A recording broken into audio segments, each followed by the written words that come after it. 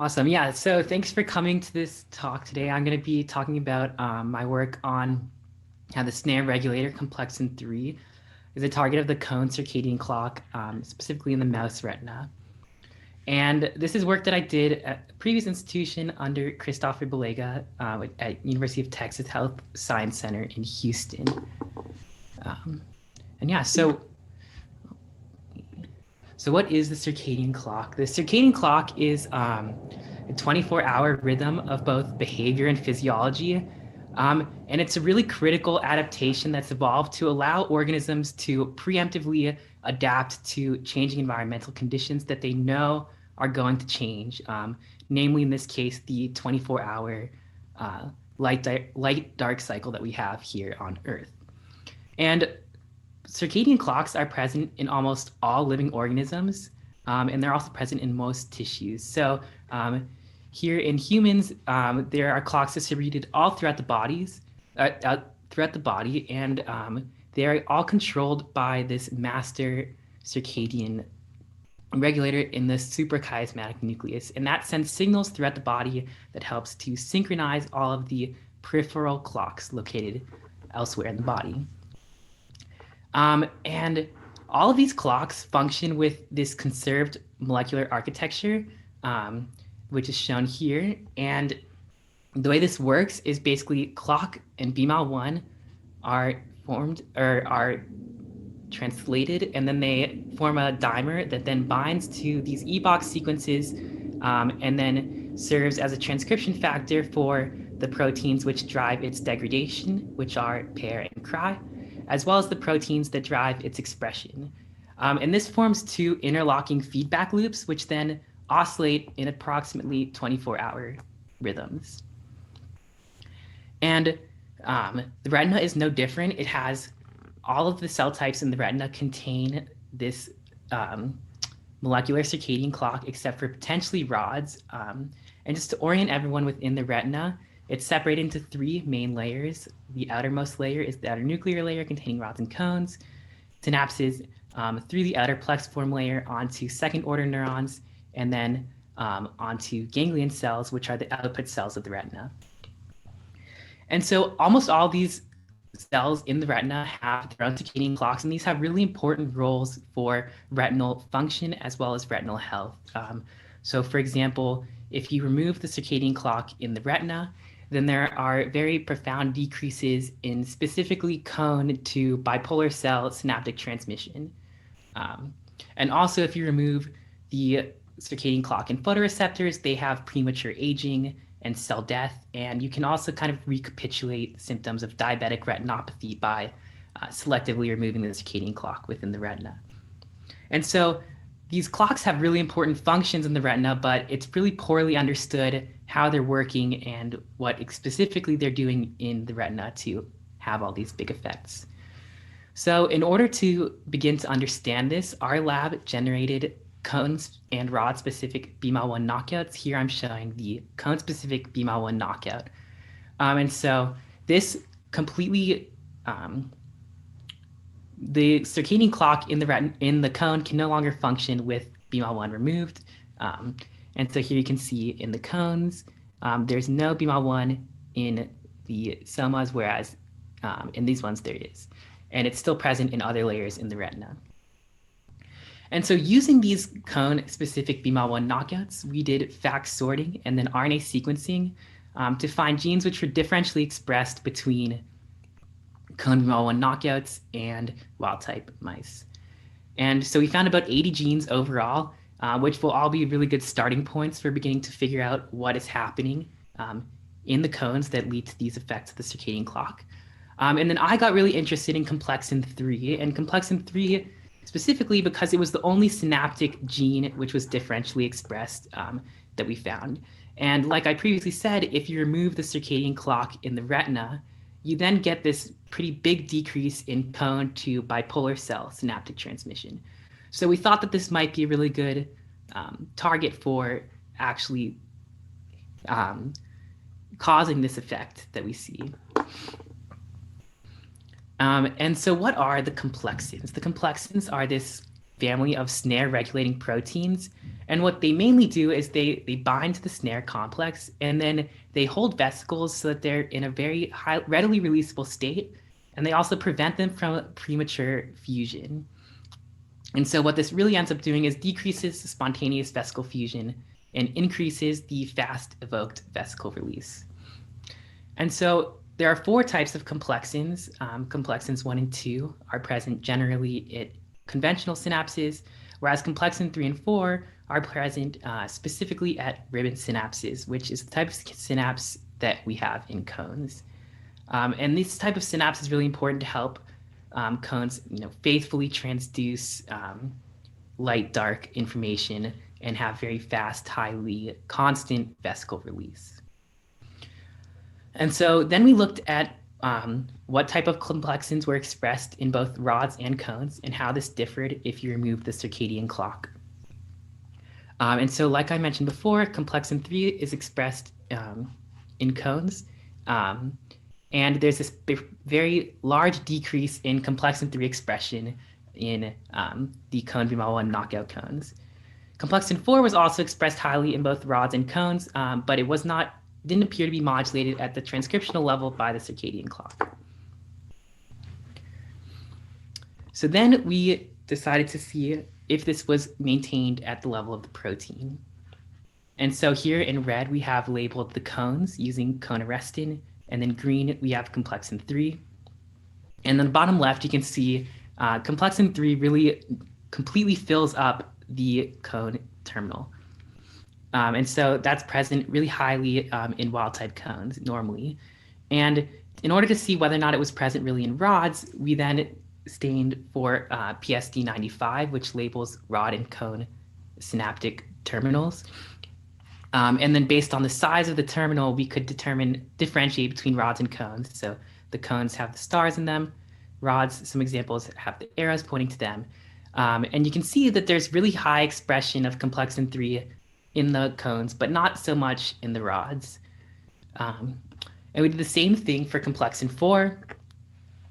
And we saw that complexin 4 was really highly expressed in rods, and still is expressed in cones, but not quite to the level that it is in rods. This was kind of a surprising finding because previous work looking at complexin 3 and 4 had said that there was no complexin 4 in cones at all. And so we were surprised to see that there was definitely some complexin 4 expression in the cones. The next thing we wanted to do was look and see that the protein was actually downregulated in these cone BMAL1 knockout animals with no circadian clock. So you can see in the top is during the subjective day in a wild type animal, and the bottom is during the subjective day in a cone BMAL1 knockout. And you can see in the OPL where the cone terminals are, there's very low expression of complexin 3 in the knockout animals, but there's very high expression in the wild type animals. And interestingly, you can look at the IPL, which is another synaptic layer, and you can see that there's still really high expression in these cone BMAL1 knockouts. And that makes sense because the circadian clock is only removed in the cones. And so that also serves as a nice control that it's not just a difference in the staining, it's actually because of the amount of protein that's there.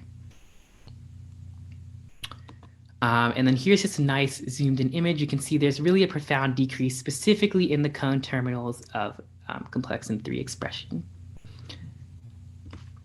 And next we wanted to look in wild type animals and see that there was actually rhythmic expression of complexin 3, because just being downregulated in the knockouts doesn't really mean that it's controlled by the circadian clock. And so we wanted to show that there actually was this difference at day versus night in wild type animals. And we found that there was a strong decrease at night compared to during the day in wild type animals. And then we quantified all of this here.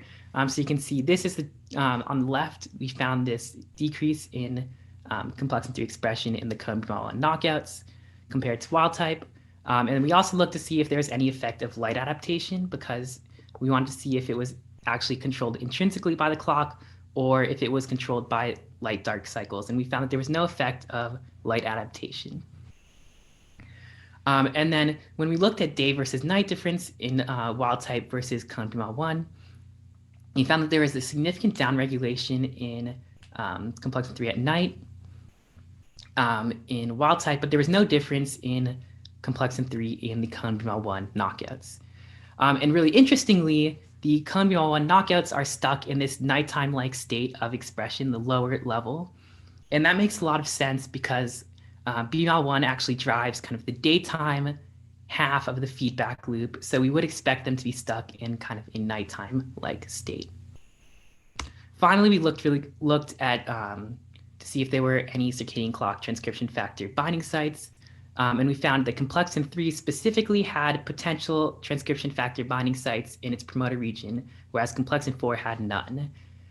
And so this really is interesting because it potentially reveals a difference in why there are two complexins that are present at the ribbon synapse that when they have basically the exact same function, and it's kind of in how they're regulated rather than what they're doing. And so overall, what we think is happening at the cone synapse is that during the day, there's this increase in complexin 3 expression at the cone pedicles, which then leads to an increase in the speed and amplitude of second order neuron light response. And so in the end, this causes there to be a improved vision during the day when cone-mediated vision is the dominant form of vision. Whereas at night, there's this decrease in complexin 3 at cone pedicles, and this leads to a decrease in the speed and amplitude of the second order neuron light response. But this isn't really important because at night, rod-mediated vision is what's really important for perceptual vision. And so by decreasing the speed and amplitude, you end up decreasing glutamate release and overall decrease energy expenditure at night when rod-mediated vision is important. And yeah, that's all I have. I'd like to thank the people who I worked with in my lab, specifically Christopher Belega for all of his great advice. And then Zijing Zhang was really helpful in doing a lot of the fax sorting and sequencing, as well as breeding the mice for this work. And here are our funding. And now I'm happy to answer any questions. Thank you very much, Jacob, and congratulations for this recent publication. So while we're waiting for questions, you're more than welcome to type the questions in the questions and answers. Let me ask you this. Can you think, it might sound a little bit far-fetched, but can you think of a complementary behavioral paradigm that you can test these mice, these knockout mice?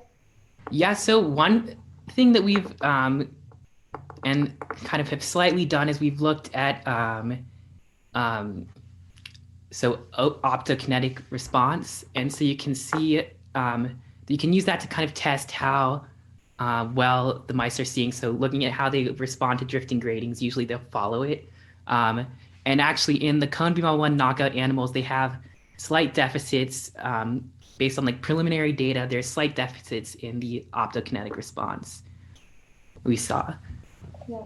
What is again the task, or what are they doing while you're recording with optogenetics? All right, so they are behavior looking at the mice while there is a moving grating, and so mice generally will track along and try to stabilize the grating on their field of view. And so if you look at how their eyes move, you can see. Okay, so these are awake mice, and they're tracking this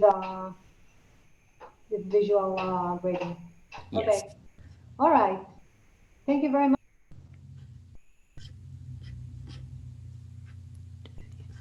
So yeah. Yeah. Not yet. What are your current plans now? When you just published this work. Yeah, so hopefully this will be continued by other people in the lab, and we wanted to do recordings from bipolar cells and see actually if there's actually a strong difference at day versus night in these animals, because right now we're just looking at how much the protein is expressed. So we can't really say too much definitively about what's actually happening. And so we want to do maybe like paired recordings between rods or from cones and bipolar cells and see if there's actually this difference. And there's lots of other kind of maybe doing like calcium imaging or something like that, just to see what's happening physiologically rather than just what's being expressed. All right. Okay. Thanks again, and good luck with that. And let us move quickly to the next